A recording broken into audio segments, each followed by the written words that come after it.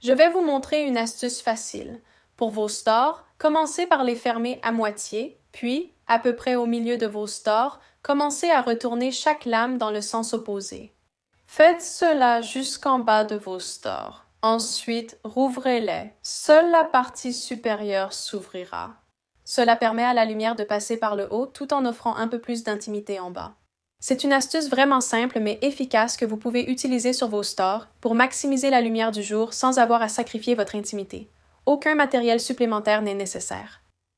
J'ai une porte arrière et une fenêtre que je veux embellir. Je vais donc prendre des mesures en haut et en bas, puis je vais choisir le tissu de mon choix. Je vais étaler ce tissu et le mesurer à 27 pouces, soit 3 de plus que ma porte et fenêtre. Je vais tracer une ligne au milieu, juste à l'endroit marqué. Ensuite, je vais la couper avec des ciseaux. Puis, je suis la ligne pour faire la découpe. Même une fois que j'ai terminé ça, je vais avoir besoin d'un ruban adhésif double face. Ce ruban pour tissu est super parce qu'il est collant d'un côté. Je vais le placer sur un côté du tissu que j'ai découpé. Ensuite, j'enlève le papier protecteur. Une fois que j'ai retiré le papier, je peux simplement replier le tissu par-dessus.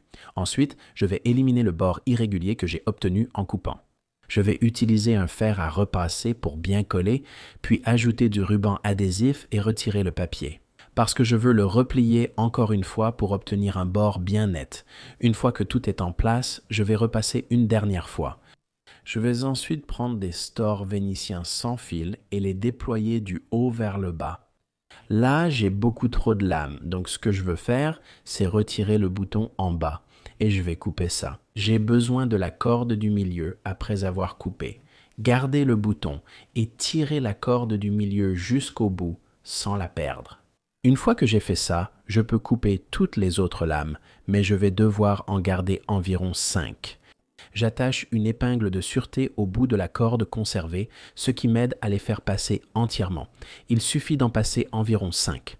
Je descends, passe la corde ici, remets ce bouton, puis fais quelques nœuds. Après cela, ça ne glisse plus et je remets en place avec mon doigt.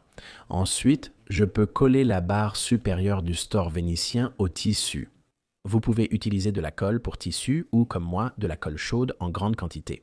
Une fois que je le maintiens en place, ça va très bien tenir, puis je vais descendre directement en bas et refaire la même chose en utilisant une bonne quantité de colle chaude. Allez-y et posez-le. Maintenez-le en place pendant environ 1 minute. Ensuite, je vais prendre ces lattes, 5 au total, et je vais les placer uniformément et les répartir de haut en bas. Une fois que j'ai fait ça, il est temps de mettre de la colle sur celle-ci aussi. Encore une fois, vous pouvez utiliser de la colle chaude ou de la colle pour tissu. Une fois que je l'ai appliqué, je vais simplement retourner le tout et le laisser en place. Ça va prendre environ 1 minute pour sécher. Faites cela sur chacune des lattes qu'il vous reste. Assurez-vous de ne rien mettre sur le cordon. Après avoir tout mis en place, j'installe les supports fournis avec le store vénitien au-dessus de la fenêtre sur la porte. Une fois installé et fixé, je clipse le store vénitien. Le résultat est très bon. Regardez ce store romain que j'ai fabriqué, vous pouvez le redescendre.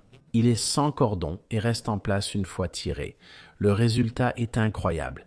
Il est beau baissé ou relevé. J'espère que cela vous a donné envie de créer vos propres stores romains DIY. Comment pouvez-vous ajouter un peu de peps à ces stores de fenêtres basiques et ennuyeux avec une pelote de ficelle de coton? J'ai mesuré les morceaux à une longueur de 72 pouces, soit environ 2 yards. J'ai découpé 41 morceaux pour ce projet. Pliez la ficelle, placez une boucle sur la latte inférieure du store, passez les extrémités dans la boucle et tirez fort. Je place 6 morceaux à chaque extrémité et 28 au milieu pour fixer la ficelle. Faites un nœud en passant les extrémités dans la boucle et en tirant fermement. Continuez avec tous les morceaux. Le deuxième nœud est un nœud de macramé simple utilisant 4 morceaux. Faites un dé avec le morceau de droite, passez le morceau de gauche derrière les 3 morceaux restants et à travers le dé. Faites maintenant l'inverse en formant un dé inversé avec la partie gauche. Passez le morceau de droite derrière les 3 morceaux restants et à travers le dé, puis serrez bien. Continuez avec les morceaux restants. Voici un nœud plat fait avec 4 morceaux de ficelle.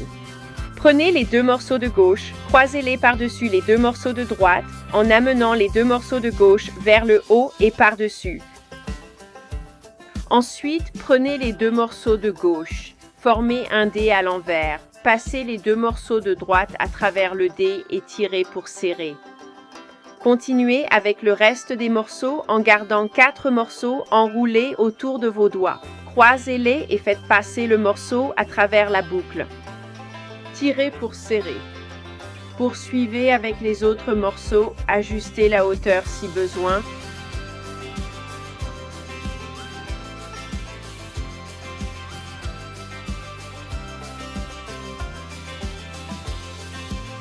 Le troisième nœud est un nœud plat que vous trouverez à l'étape 6. Faites un nœud simple avec 2 morceaux de ficelle. Remontez le store au niveau du rebord et coupez l'excès de ficelle. Qui aurait cru qu'une pelote de ficelle à 3 $ pouvait faire une telle différence? J'espère que cela vous inspirera à ajouter un peu de fantaisie à vos stores. Projet pour débutants sans couture nécessaire.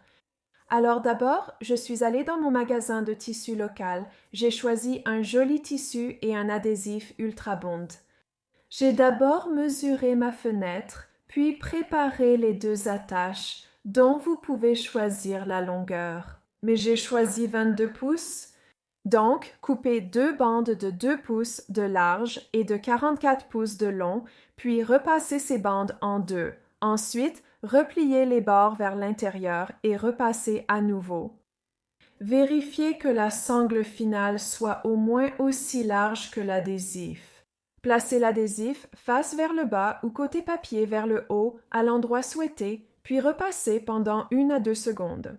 Ensuite, mesurez votre rideau en laissant un demi-pouce supplémentaire de chaque côté. Commencez par les coutures latérales, repliez le tissu sur un demi-pouce et repassez-le jusqu'à ce qu'il soit plat. Ensuite, mesurez votre bande adhésive à la bonne taille et placez-la côté adhésif vers le bas, repassez pour la fixer et laissez refroidir, puis repliez le tissu et repassez à nouveau jusqu'à ce qu'il soit bien fixé. Répétez l'opération pour l'autre couture latérale. Ensuite, nous allons créer la poche qui servira à maintenir la baguette supérieure. Repliez le haut du tissu, placez la bande adhésive à 5 cm sous la couture supérieure et repassez pour fixer. Une fois refroidi, retirez le papier protecteur, rabattez la partie supérieure du tissu vers le bas pour qu'elle soit bien lisse, puis repassez jusqu'à ce que ce soit bien collé. Nous allons fixer la sangle fabriquée plus tôt ici. Mettez un morceau de ruban adhésif au centre de la sangle et repassez pour fixer. Faites de même pour l'autre sangle. Après refroidissement, retirez le papier, fixez la sangle et repassez pour la faire adhérer. Fixez 2 crochets, comment au-dessus de votre fenêtre ou sur la moulure, à 1 ou 2 cm du bord. Placez la baguette supérieure sur le crochet comment de chaque côté, puis enroulez la baguette inférieure jusqu'à la hauteur souhaitée et attachez les sangles. Regardez comme c'est joli. Pour notre salle de bain simple, ce rideau ajoutait de l'intérêt sans contraster avec le style. Je vais vous montrer comment transformer ce tapis de plage bon marché en un objet utile pour la maison. Vous pouvez le laisser tel quel, mais je n'aime pas la bordure bleue. Je coupe d'abord des bandes de tissu de 5 cm, assez pour couvrir tous les bords du tapis de plage. Les bandes coupées, je plie l'une d'elles en 2 et utilise un fer pour marquer le pli afin qu'elles tiennent bien ensemble. Je déroule mon tapis de plage et utilise de la colle textile à séchage rapide pour fixer la bordure sur la bleue existante. La couture sur ces morceaux de tissu va vraiment faciliter leur mise en place. Je colle d'abord le dessus tout autour. Une fois que c'est sec, je vais retourner le tout et ajouter de la colle à l'arrière aussi. Maintenant, j'ai coupé les ficelles bleues existantes qui maintenaient ce tapis de plage ensemble et je vais simplement les remplacer par 2 bandes du même tissu marron. J'ai une fenêtre avec une lumière vraiment forte sur laquelle j'ai besoin d'un peu d'ombre, mais je ne sais pas encore ce que je veux mettre là de façon permanente, donc j'utilise ceci comme solution temporaire. et je vais simplement passer ces crochets en métal à travers les trous du tapis de plage. Il n'est pas nécessaire de faire d'autres trous. Inspiré par So Bright Creations de Home Talk, j'espère vous avoir donné envie d'utiliser un tapis de plage pour créer un store chez vous ou en camping-car.